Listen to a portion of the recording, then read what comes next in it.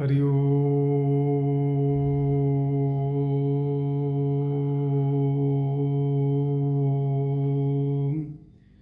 ओम सहना भवतु सहनौ भुनक्तु सह वीर्यं करवावहे तेजस्विनो अवधितमस्तु मा विदुष्वावहे।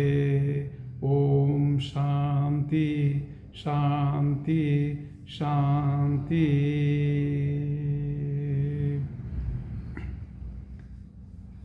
Hello everyone, myself Santosh Choubey.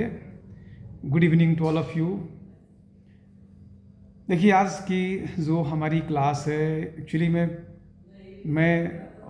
Dehradun से ऊपर पहाड़ों पे आया था, तो रोड ब्लॉकेज के कारण से मैं समय टाइम पे पहुंच नहीं पाया, और इस कारण से मैं आज की क्लास नहीं ले पाया आप लोगों की।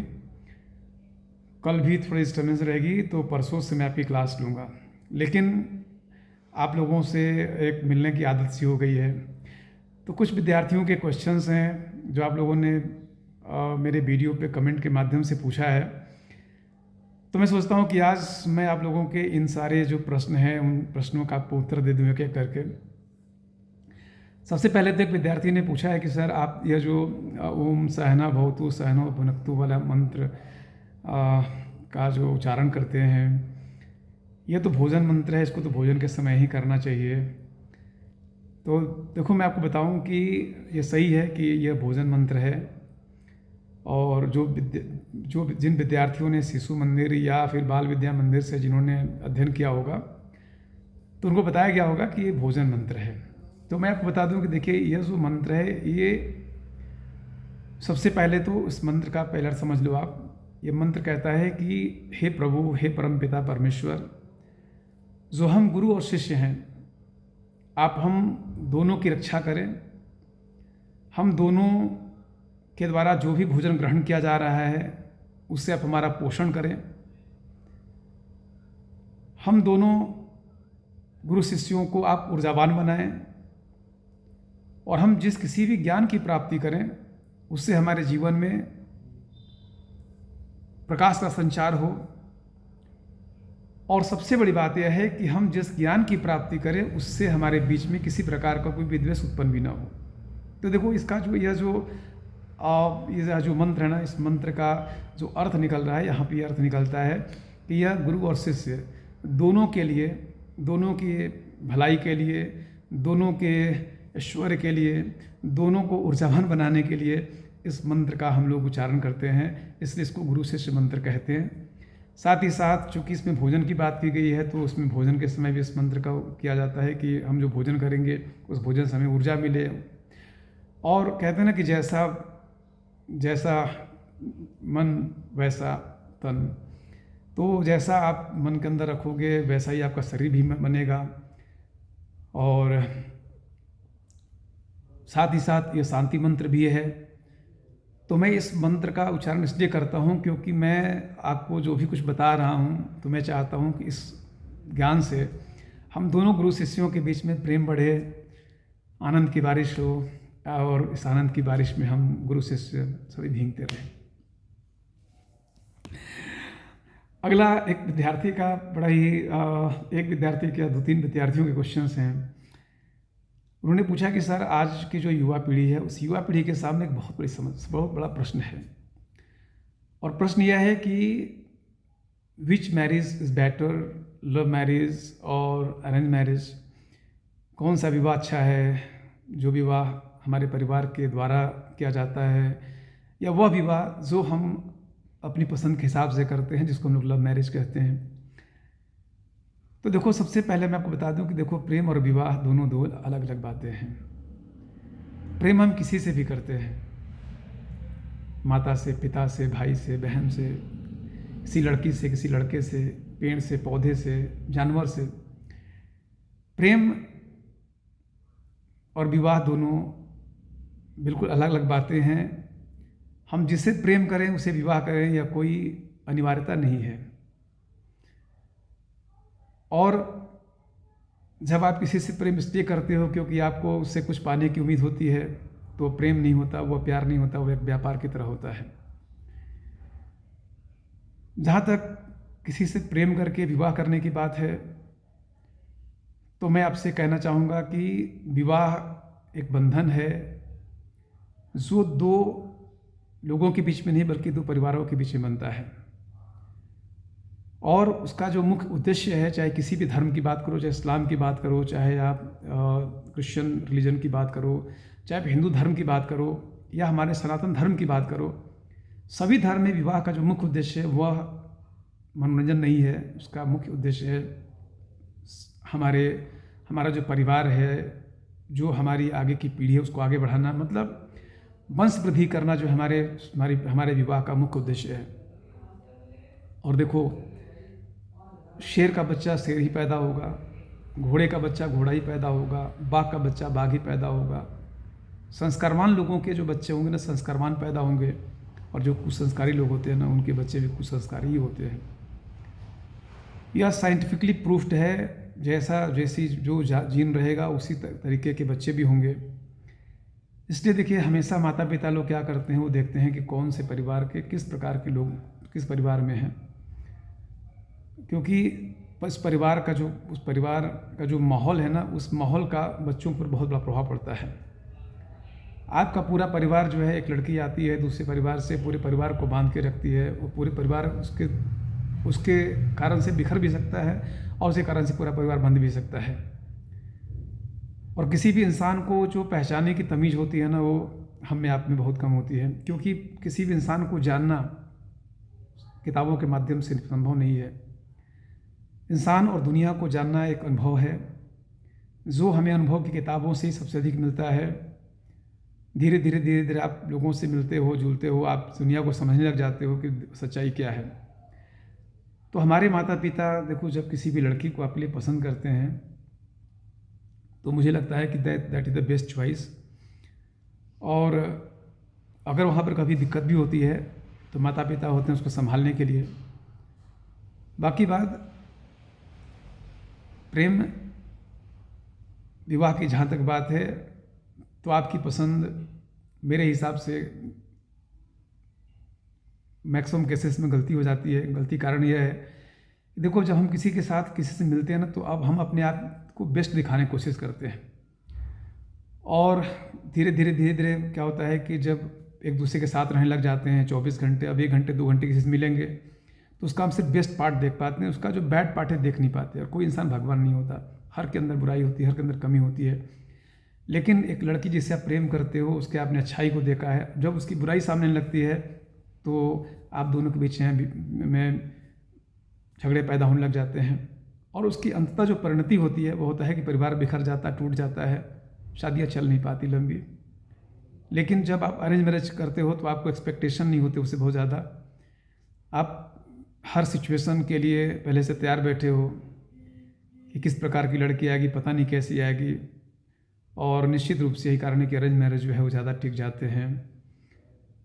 और अरेंज मैरिज चूँकि माता पिता की अनुमति के माध्यम से होता है, दो परिवारों के माध्यम से होता है, तो जहाँ पर अगर कहीं दिक्कत आती है, तो परिवार के लोग वहाँ पे खड़े भी हो जाते हैं।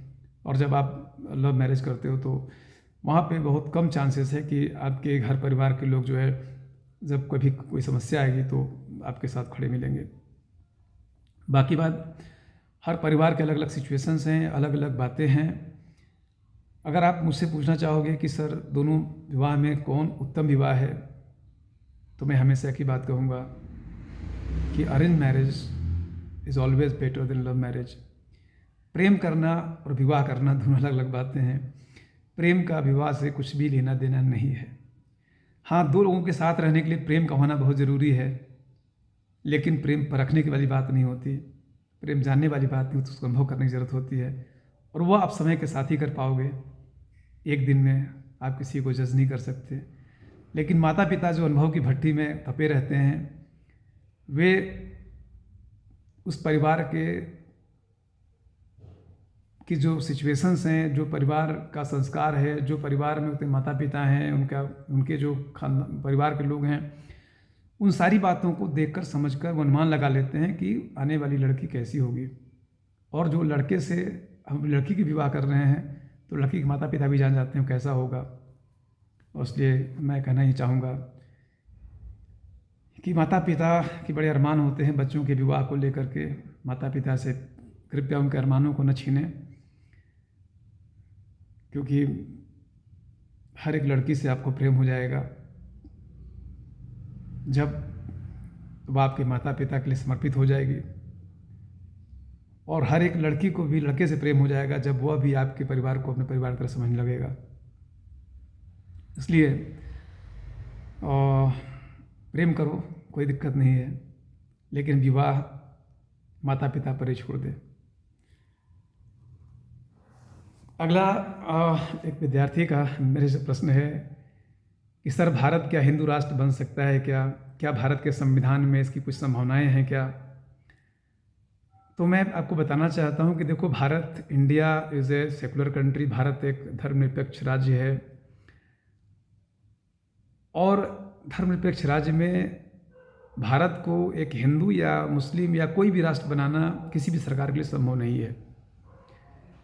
हाँ, ये ज़रूर है कि भारतीय संविधान के अनुच्छेद 368 में संविधान संशोधन की गुंजाइश है, लेकिन 24 अप्रैल 1973 को केशवानंद भारती बनाम केरल राज्य के बाद में सुप्रीम कोर्ट ने स्पष्ट कह दिया कि भारत के संसद के द्वारा संविधान में संशोधन किया जा सकता है, लेकिन भारत के संविधान की मूल भावनाओं के साथ खिलवाड़ नहीं किया जा सकता। उसके बेसिक स्ट्रक्चर, उसका जो मूल ढांचा है, उसको नष्ट नहीं किया जा सकता। और सुप्रीम कोर्ट ने 1994 में 1994 में एक अपने निर्णय में कहा कि धर्मनिरपेक्षता जो है भारतीय संविधान का मूल ढांचा है। तो जाहिर सी बात है कि धर्मनिरपेक्ष भारत के चरित्र को सरकारें बदल नहीं सकती। हालांकि भारत के वर्तमान उपराष्ट्रपति जी ने केशवानंद भारती बनाम केरल राज्य के बाद में जो भारत की सुप्रीम कोर्ट ने बेसिक स्ट्रक्चर का हवाला दिया, उसको उन्होंने क्रिटिसाइज़ किया, उसकी उन्होंने निंदा की है। और उनका ये कहना है कि यह बेसिक स्ट्रक्चर के नाम पे जो हमारी न्यायपालिका है, वह न्यायपालिका जो है वह कार्यपालिका का अतिक्रमण कर रही है। तो आपके प्रश्न का सीधा जवाब यह है कि भारत के किसी भी सरकार के पास यह सुविधा नहीं है कि वह भारत को एक हिंदू राष्ट्र बना दे। हाँ, इतना हो सकता है कि केशवानंद भारती बनाम केरल राज्य के बाद में जो संवैधानिक बेंच बैठा 13 जजों का, अगर उससे बड़ा बेंच बैठ गया, 15 जजों का बैठ गया, उन्होंने यह निर्णय कर दिया कि धर्मनिरपेक्षता भारत का कोई मूल ढांचा नहीं है, तो हो सकता है कि आने वाले समय में सरकारें ऐसा भी कर पाएँ। लेकिन अभी संविधान में जो बातें हैं और जो न्यायपालिका के द्वारा लिया गया निर्णय है, इसके आधार पर भारत को किसी भी प्रकार का कोई भी धार्मिक राज्य बनाना किसी भी सरकार के लिए संभव नहीं है। एक विद्यार्थी का प्रश्न है कि सर, 42वां संविधान संशोधन भारत का लघु संविधान कहलाता है, इसका क्या मतलब है? तो इसका बेटा देखो, मतलब यह है कि जब केशवानंद भारती बनाम केरल राज्य का वाद आया और उसमें सुप्रीम कोर्ट ने कह दिया कि भारत के संविधान के किसी भी भाग में संशोधन किया जा सकता है, तो भारतीय संविधान के भाग 3 में, भाग 4 में और कई जगह पर संविधान में संशोधन किए गए, प्रस्तावना में संशोधन किया गया। भारतीय संविधान के बहुत सारे अनुच्छेदों में 42वें संविधान संशोधन के माध्यम से परिवर्तन किया गया और भारत के संविधान में कई अनुच्छेद जोड़े गए। और यही कारण है कि भारतीय संविधान के 42वें संविधान संशोधन को भारतीय संविधान का जो है वो भारत के जो लोकतंत्र का, उसको हम लोग लघु संविधान के नाम से जानते हैं। मैं आपको बता दूं कि आज की मैं क्लास ना तो मॉर्निंग के लिए पाया, ना मैं आपकी इवनिंग क्लास ले पाया, और आप लोगों से मैं वीडियो पर जरूर बना रहा हूँ। लाइव क्लास नहीं आता, बट जल्दी लाइव भी आ जाऊँगा। लेकिन एक जुड़ाव रहता है, आप लोग कमेंट करते हो तो ऐसा लगता है कि मैं आप लोगों के पास ही हूँ। हाँ, काफ़ी दिन हो गए आप लोगों से रूबरू हुए। तो जाते जाते मैं एक छोटी सी कविता भी सुना देता हूँ आप लोगों के लिए। आज के नेता किस प्रकार के हैं, छोड़ो, मैं एक दूसरी कविता सुनाता हूँ आप लोगों को कि ज़िंदगी के किस मोड़ पे खड़े हैं हम, अपने ही हाथों तेजाबी जहर पी रहे हैं हम, घूमते हैं मुखौटों पे मुखौटा सजाकर, और चौड़ी होती है सीना अपने को कातिल बताकर, चेहरे पे मुस्कान पर दिल के जलने की महक आती है, समुद्र समझो जिसे वह नदी भी नहीं नाला बरसाती है, गली गली में बस एक ही चर्चा होता आम है कितनों की आज इज्जत लूटी, कितनों का हवा कत्लेआम है। इंसान को देखकर अब जानवर लज्जा खा रहे हैं, भाई भाई के सीने में खंजर धंसा रहे हैं। तंदूर को हवा दे रही इंसानी बोटियाँ और कुत्तों के मुंह से भी लोग झपट लेते हैं रोटियाँ। जात पात की चर्चा से शुरू होती हैं दिनचर्याएँ, बगैर नकल की अधूरी समझा रही परीक्षाएँ। दुल्हन भी सजती है अब मेहंदी की जगह खून से, जुल्म कर बच जा रहे लोग सरकार के ही कानून से। दो चार न टूटती हो चूड़ियाँ ऐसी कोई शाम नहीं, गाजर मूली की तरह कट रहे हैं लोग, जीवन का कोई दाम नहीं। प्रकृति भी रोशनी के नाम पे आग बरसा रही है हर जुबान पे, बस एक ही सवाल है, दुनिया किस ओर जा रही है। Thank you very much everyone, good night to all of you. मंगलवार तो मैं कल नहीं आ पाऊँगा, परसों से मैं अपने गंतव्य पे पहुँच के फिर आप लोगों के मॉर्निंग से जो है मॉर्निंग से मॉर्निंग पॉलिटी की और शाम को जो है फिर करंट अफेयर्स की क्लास में आप लोगों की चलाता हूँ। ठीक है, आप लोग खुश रहो, मस्त रहो। थैंक यू एवरीवन, नमस्ते।